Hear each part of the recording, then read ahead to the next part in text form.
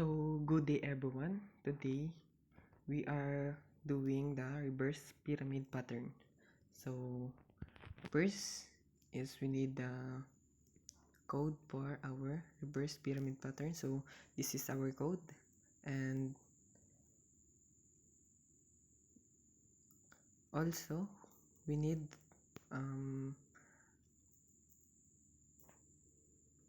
input from the user. So, let's try num is 3. The size of our pattern is 3. So, let's start. First is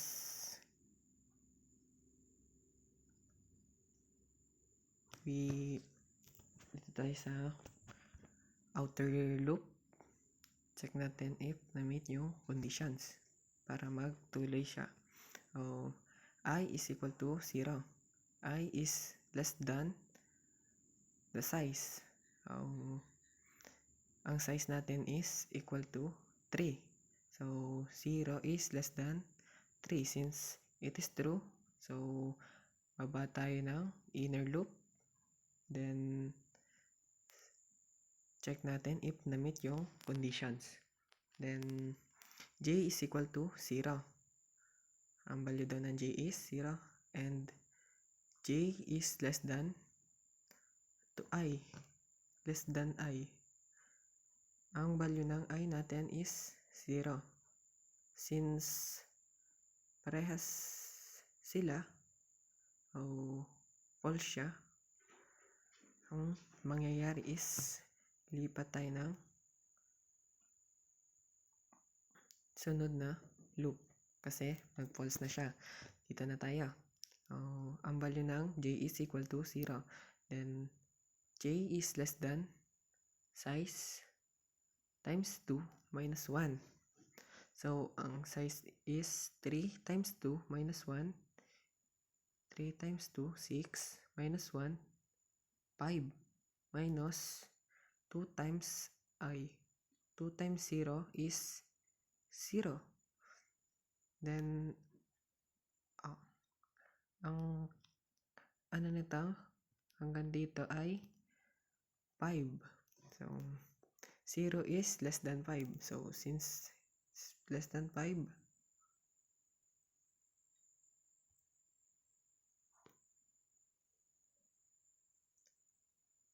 since nag-true siya, so lalagay tayo dito. Pasok tayo dito sa if conditions, kung na-meet niya yung if conditions. Pag na-meet niya itong j modulum of 2 equals 0, ay mag-print ang asterisk space. Pero pag hindi, ay space. So, 0 modulum of 2 is equal to 0. Since nag-true siya, ang lalagay ay asterisk space. Then next is, since hindi pa siya nagpo-false, and by increment dito sa j, ay increment tayo. Plus 1. Then, 1 is less than 5. Since less than 5 siya, is true pa siya. Then, baba tayo dito sa if conditions. J, 1 modulum of 2 is equal to 0. Is false. Since it is false, kasi may remainder siya, then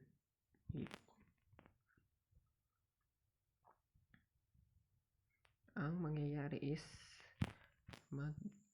ano tayo ng double space 1, 2. Yan. Next is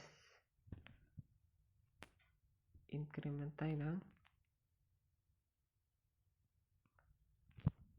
isa po ulit. Magiging 2 na. 2 is less than 5. So, since it is true, check natin if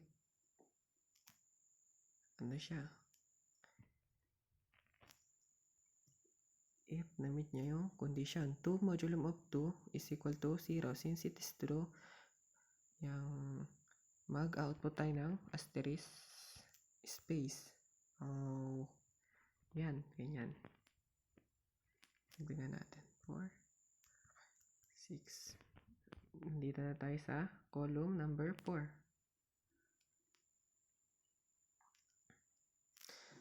Then, since hindi pa rin siya nag-false, itong inner loop natin na to is mag-increment pa rin tayo. 3. 3 is less than 5 is true. Since it is true, check natin if ang if conditions. 3 modulum of 2 is equal to 0 is false since may remainder siya. Then, sa line number 4 is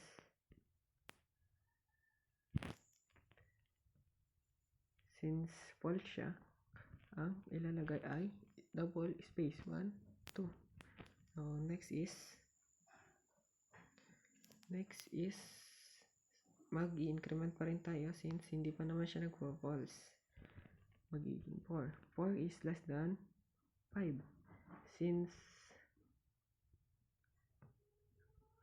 true siya, baba tayo ng if condition. J 4 modulum of 2 is equal to 0. Since it is true, mag-output tayo ng asterisk space. Then next is mag-i-increment pa rin tayo since hindi pa siya nagpo-false.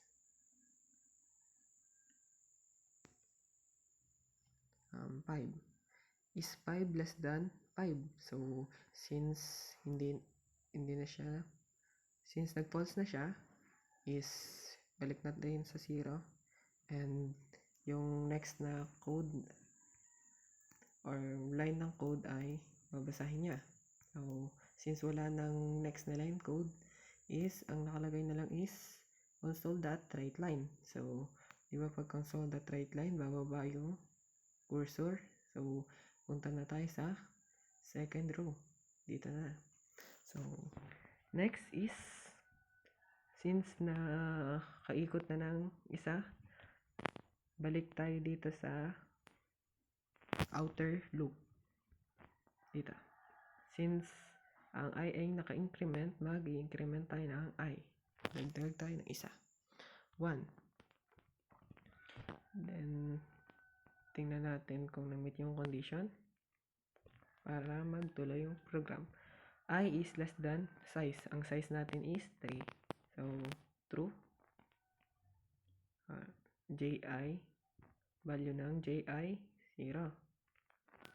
Since ang value natin ng I is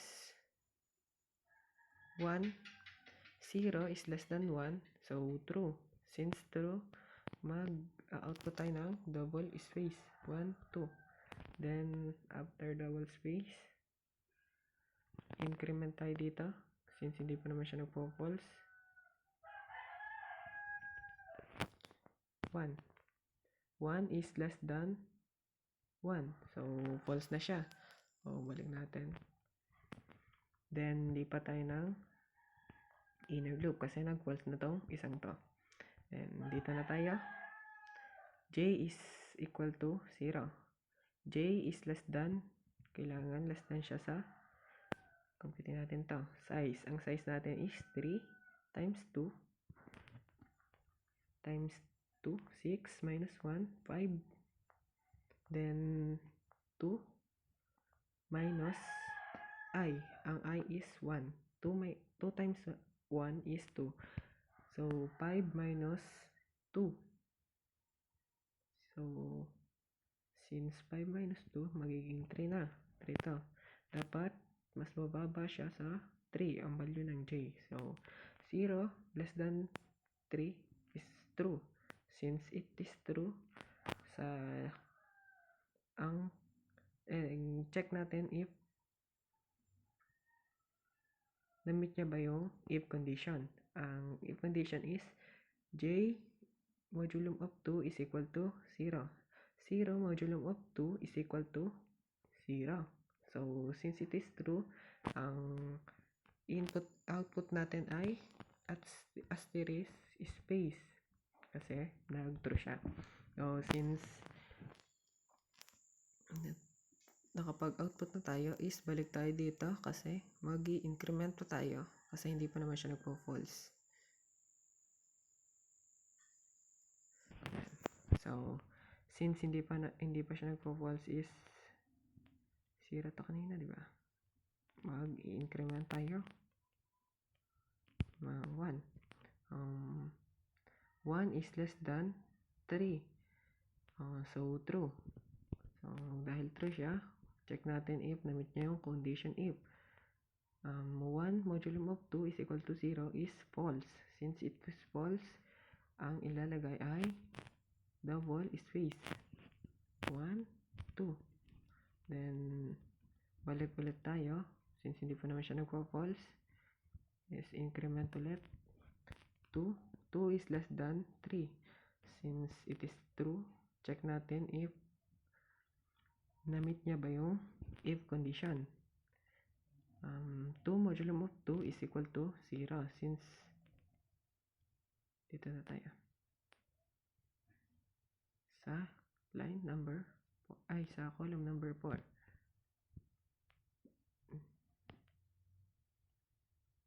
Column number 4. Yan.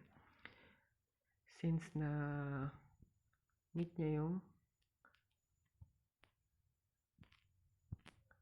ng if conditions, ay mag-output ng asterisk space. Then, next is i-increment pa rin tayo since hindi pa naman siya nagpo-false yung inner loop natin.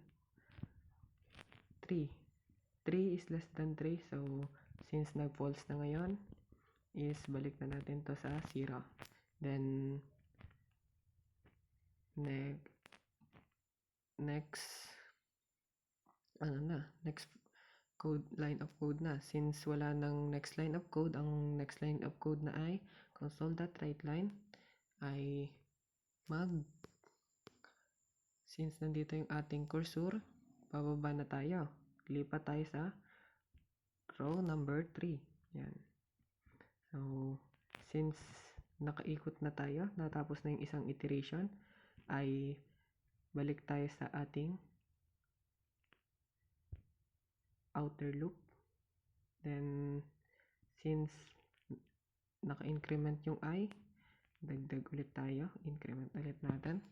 2. Then, I is less than 3. So, it is true. Since it is true, baba tayo ng inner loop. Then, check natin if na-meet niya yung condition. J is equal to 0.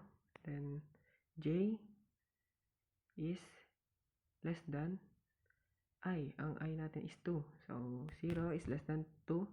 True. Since it is true, ang ilalagay daw ay double space.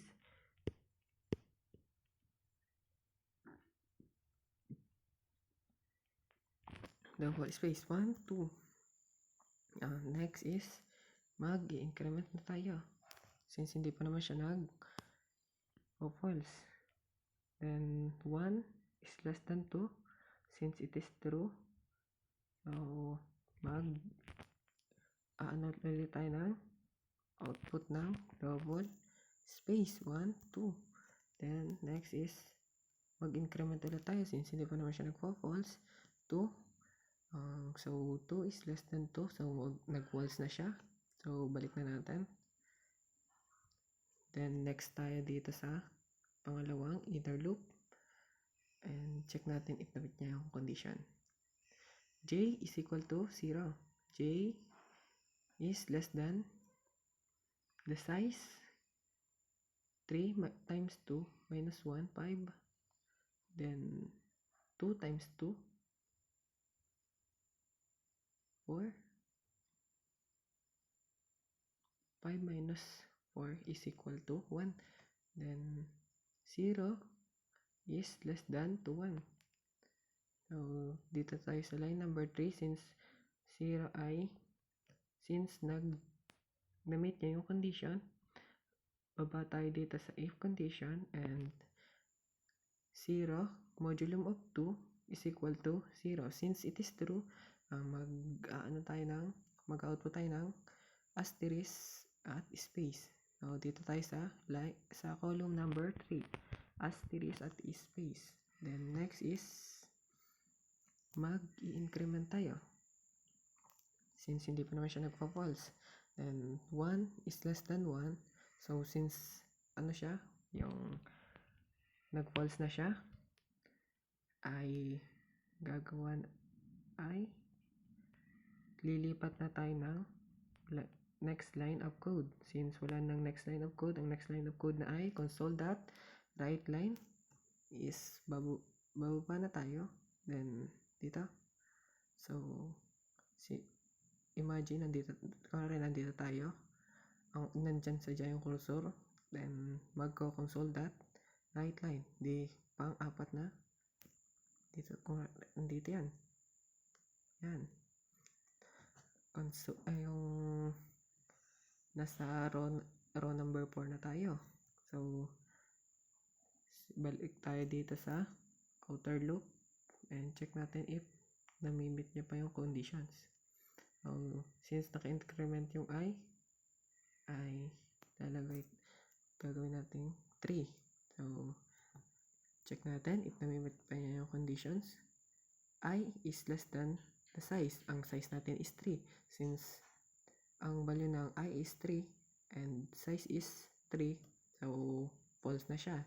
Since nag-false na yung outer loop, ay false na din, hindi na pwede siyang dumiretso. Then, so, since wala nang another command, is doon na natatapos ang ating program or ang ating code. So, ang kakalabasan ng ating code is ganito. Yan.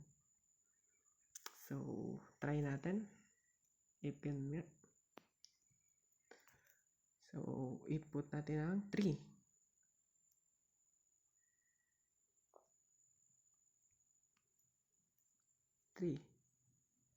Ay, may mali pala tayo dito. So, ito pala. Hindi natin nabago. Kailangan natin baguhin yan kasi wala nga magiging out ang 0. Yan, try natin. 3. Yan. So, para sila. Ganon ang output natin. So, 3. Para sila. Then, if gusto nyo lakihan is dagdagan nyo lang yung number 5. Yan.